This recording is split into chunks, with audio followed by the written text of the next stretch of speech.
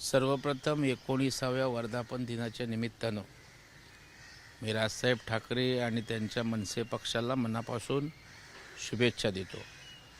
परंतु मला वाटतं वर्धापन दिनासारख्या चांगल्या दिवशी अशा प्रकारे श्रद्धाळूंच्या भावनांना ठेच पोहोचवणं त्या ठिकाणी संयुक्तिक नव्हतं असं माझ्यासारख्या श्रद्धाळू माणसाला वाटतं। कारण आपल्या देशात श्रद्धेला अनन्यसाधारण महत्त्व आहे। महाराष्ट्रात तर विशेषतः देवदैवतांना मानणारा महाराष्ट्र आहे। त्यांच्याप्रती श्रद्धेनं आपलं आयुष्य जीवनमान ताकदीनं विश्वासानं जगणारा हा महाराष्ट्र आहे आणि दगडात देव पाहणारा हा महाराष्ट्र आहे। आपण दगडालाही नतमस्तक होतो, त्याच्यावर अबिल गुलाल वाहतो, या केवळ श्रद्धा म्हणून ना। आणि मग जर एवढ्या श्रद्धा आपल्या पारंपरिक असतील, त्याला इतिहास असेल, त्याची अनुभूती असेल, तर मला वाटतं त्या श्रद्धांना ठेच पचवणं, त्या ठिकाणी पोचवणं हे निंदाजनक निश्चितच आहे। प्रत्येकाला लोकशाहीमध्ये अभिव्यक्ती स्वातंत्र्याअंतर्गत आपला भूमिका मांडणं, व्यक्त होणं अधिकार आहे। परंतु दुसऱ्याच्या अभिव्यक्तीवर त्या ठिकाणी अशा प्रकारे भूमिका घेणं हे सुद्धा त्या ठिकाणी विसंगत आहे असं मला त्या ठिकाणी वाटतं। आपल्याकडे डॉक्टर ऑपरेशनला जरी गेला तर श्री गणेशाची पूजा किंवा आपल्या दैवताला नतमस्तक होऊन जातो आणि त्याच्यामुळे एकाएकी अशा प्रकारची भूमिका घेण्याचं काही कारण नव्हतं। परंतु मला वाटतं कॉन्ट्रावर्सी व्हावी, सनसनाटी व्हावी, चर्चा मंथन व्हावं, अशा प्रकारचा जो उद्देश कदाचित असावा तो सफल होईल। परंतु श्रद्धाळू महाराष्ट्राला हे कधीही आवडणार नाही आणि हिंदुत्वावर मराठी माणसं ज्या दैवतांवर प्रेम करतायत, ज्या श्रद्धेनं जगतायत, त्यांना निश्चितच हे आवडणार नाही असं माझं स्पष्ट मत आहे। गंगा स्वच्छ करण्यासाठी अगदी पंतप्रधान राजीव गांधी यांच्यापासून ही सुरुवात झाली होती। अजूनही विशेष असं प्रयत्न केले जात आहेत, पण गंगा स्वच्छ होत नाही, यावर सुद्धा त्यांनी भाष्य केलं नाही। मला वाटतं स्वच्छतेबाबतीत त्यांची भूमिका त्या ठिकाणी आपण स्वागत म्हणून घेऊया, स्वागतार्ह समजूया। परंतु शेवटी राजीव गांधीपासून आजपर्यंत 90% सत्ता हे त्या ठिकाणी काँग्रेसने उपभोगली। त्याच्यामुळे खरे जबाबदार या ठिकाणी अस्वच्छता प्रदूषणाला काँग्रेस आणि तत्सम पार्ट्या आहेत। महायुतीनं काही काळाकरता या ठिकाणी सत्ता उपभोगले आणि त्या काळामध्ये पंतप्रधान नरेंद्र मोदी साहेबांनी नद्या जोडणे असेल, स्वच्छता असेल, याला अनन्यसाधारण महत्त्व दिलं आहे। महाराष्ट्रापुरतं बोलायचं झालं तर देवेंद्र फडणवीस साहेबांनी स्वच्छतेला प्राधान्य दिलं आहे। नद्याजोड प्रकल्प ते त्या ठिकाणी प्राधान्यानं राबवत आहेत। नद्या स्वच्छ राहिल्या पाहिजेत ही केवळ भूमिका घेत नाहीत, तर स्वतः मुख्यमंत्री असताना खेडमधल्या जगबुडी नदीवर जाऊन नदी स्वच्छ करण्याचं अभियान त्यांनी राबवलं, ज्याच्यासाठी आमच्या संजय यादवरावांनी पुढाकार घेतला आणि राजेंद्र सिंग, ज्यांना जलतज्ञ आपण म्हणतो, त्यांच्या उपस्थितीत तो कार्यक्रम झाला।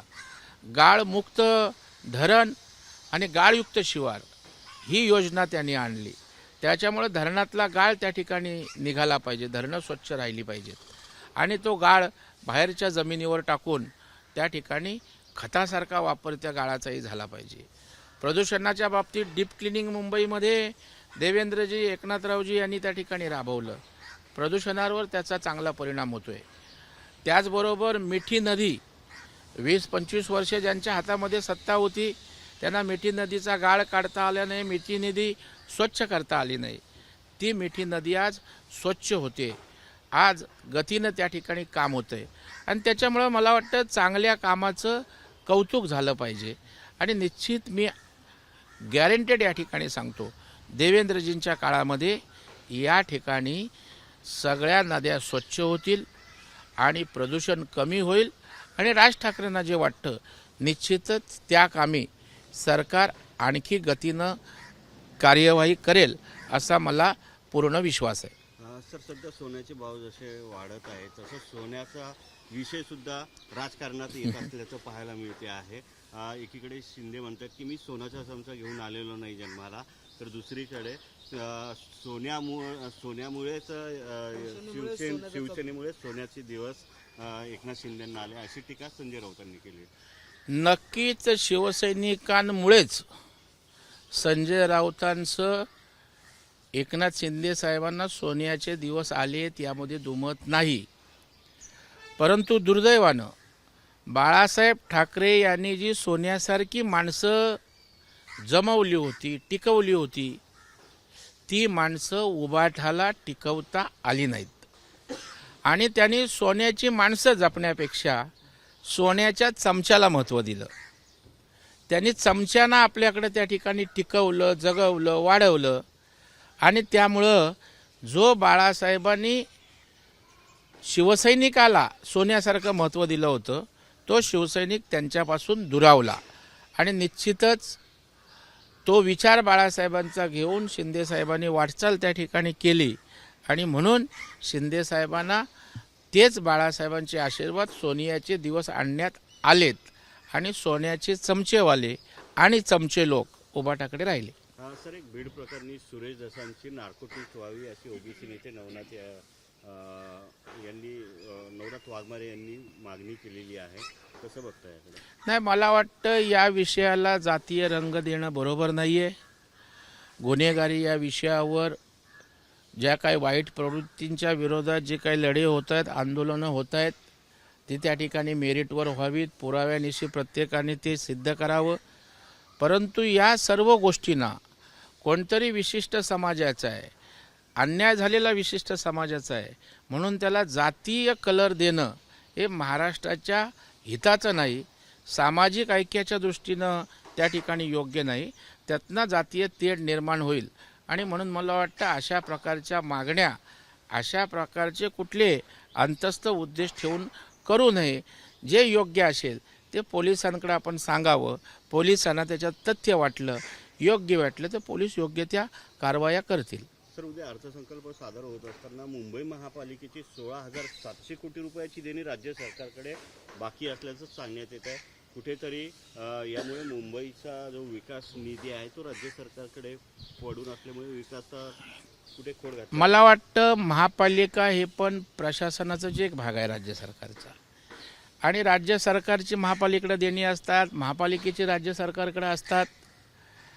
ते रिकन्साईल त्या ठिकाणी होत असतात. परंतु मला वाटतं 20-25 वर्ष त्या ठिकाणी सत्तेत जे होते आणि नंतर मुख्यमंत्री पण महाराष्ट्राचे झाले, त्या काळात तुम्ही महापालिकेला किती बिलं दिलीत त्याचा हिशोब द्या ना. आता कुठलाच राजकीय मुद्दा नाही, म्हणून त्या ठिकाणी अशा प्रकारचा मुद्दा करून मुंबई महापालिकेचा आम्हाला फार काही काळजी आहे अशा प्रकारे दाखवण्याचा केविलवाना प्रयत्न आहे. परंतु महापालिकेची चिंता करू नका, मुंबईकरांची चिंता करू नका, मुंबईच्या विकासाची चिंता करू नका. देवेंद्र फडणवीस साहेबांच्या नेतृत्वाखाली ते त्या ठिकाणी भक्कम आहेत. मुंबईत बारकाईत विकासात लक्ष आहे. मुंबई महापालिकेच्या आर्थिक त्या ठिकाणी व्यवस्थेकडे लक्ष आहे. आणि त्याच्यामुळे एकनाथरावजी शिंदेसाहेबसुद्धा नगरविकास मंत्री आहेत. त्याच्यामुळं महापालिका आणि मुंबई ही ताकदवान राहील, विकसित राहील, आर्थिकदृष्ट्या सक्षम राहील हा विश्वास आपल्या माध्यमातून मी या ठिकाणी मुंबईकरांना सुद्धा देऊ इच्छितो. यांच्या या नौटंकी राजकीय भूमिकेना कोणी त्या ठिकाणी थारा देऊ नये. सर, शिवशंभू कॉरिडॉर जो आहे म्हणजे पुणे ते जो संभाजी महाराजांची समाधी आहे तिथपर्यंतचा तो कॉरिडॉर जो आहे तो अतिशय संथ गतीने सुरू असल्याची खासदार अमोल कोल्हे यांनी टीका केली आहे. नाही, त्या प्रकरणी राज्याचे मुख्यमंत्री जातीनं लक्ष घालून आहेत. त्या ठिकाणच्या कामाचे जर संथ गतीने काम असेल तर निश्चितच मी अधिवेशनामध्ये राज्य सरकारच्या निदर्शनास आणीन. छत्रपती संभाजी महाराजांच्या बाबतीत हे सरकार अत्यंत संवेदनशील आहे आणि तो कॉरिडॉर गतीनं टाईम बाउंड पिरियडमध्ये व्हावा अशा प्रकारचा आमचा सुद्धा आग्रह राहील. परंतु त्या माध्यमातून केवळ राजकारण करू नये, प्रामाणिक प्रयत्न काम गतीनं व्हावं हा असावा. कारण त्यातलं राजकीय तुमची भूमिका दिसली तर त्या विषयाचं सुद्धा गांभीर्य कमी आपण करत आहात असा माझा स्पष्ट आरोप आहे. सर, एक शेवटचा प्रश्न. महाराष्ट्रातले जे शेतकरी होते त्यांच्यासाठी मुंबईत आठवडे बाजार सुरू केला होता. 75 पैकी 40 आठवडी बाजार जे आहेत ते बंद झालेले आहेत आणि पणन महासंघाने आता याची जबाबदारी झटकलेली आहे. त्यामुळे जो ग्रामीण भागातला शेतकरी मुंबईत येऊन माल विकत होता त्याला कुठेतरी आपण बेवारस झाल्यासारखं वाटतं. नाही, आता का आठवडी बाजार बंद झालेत याची मी त्या ठिकाणी निश्चितच माहिती घेतो. आठवडी बाजारी शेतकऱ्यांचा माल थेट येऊन त्यांना पैसे मिळायला मदत होत होती. मुंबईकरांना स्वच्छ भाजीपाला माल मिळत होता. आता का बंद झालेत त्याची कारणे मीमांसा समजून घेऊन पुन्हा अशा प्रकारे जर बंदी आणि किंवा कमी झाले असतील तर ते पूर्ववत होण्यासाठी सुद्धा मी पणन मंत्री जयकुमार रावळ आणि सरकारशी बोलीन. आज उद्यासाठीच ठेवतोय की आज खरं तर अर्थसंकल्प सादर केला जाणार आहे. लाडकी बहिणीवर एकीकडे खर्च होत असताना आता आमदार प्रवीण दरेकर यांची अर्थसंकल्पाकडून काय अपेक्षा, आज काय मांडलं जाईल वाटतं तुम्हाला? आज राज्याची आर्थिक घडी नीट करण्याची आवश्यकता आहे आणि मला वाटतं मुख्यमंत्री देवेंद्र फडणवीस साहेबांच्या नेतृत्वाखाली सुदैवाने सरकार आहे म्हणून पुढच्या 20-25 वर्षाचं आर्थिक नियोजन या अर्थसंकल्पातनं झालेलं दिसेल. लाडक्या बहिणींसारख्या हजारो कोटीच्या योजना त्या ठिकाणी गरिबांसाठी आहेत. त्याच्यामुळे निश्चितच थोडा ताण अर्थव्यवस्थेवर आहे, ही वस्तुस्थिती मान्य आहे. परंतु ज्या लोकांना कळतं, ज्यांना इकॉनॉमिक्स माहीत आहे, ती लोक मला वाटतं साथ देतील आणि येणाऱ्या 10, 15, 20 वर्षामध्ये देशातील बळकट अर्थव्यवस्था असलेलं राज्य म्हणून महाराष्ट्र पुढं येईल यावर मला पूर्ण विश्वास आहे. लाडक्या बहिणीचे काही ठिकाणी 500 रुपये जमा झाले, 1,500 रुपये जमा व्हायचे होते. नाही, असं कुठे असेल तर मला सांगा. चुकीची एकतर माहिती असावी किंवा काहीतरी पासऑन होण्यामध्ये मिस्टेक असावी. मला आपण पर्टिक्युलर माहिती द्या. तुम्ही जर माहिती दिलीत तर तुमच्या G24 तासचा उल्लेख करून उद्या मी सभागृहात मांडेन आणि नाही माहिती दिलीत तर ती खोटी आहे असं समजायला हरकत नाही. एबीपी माझा, उघडा डोळे बघा नीट.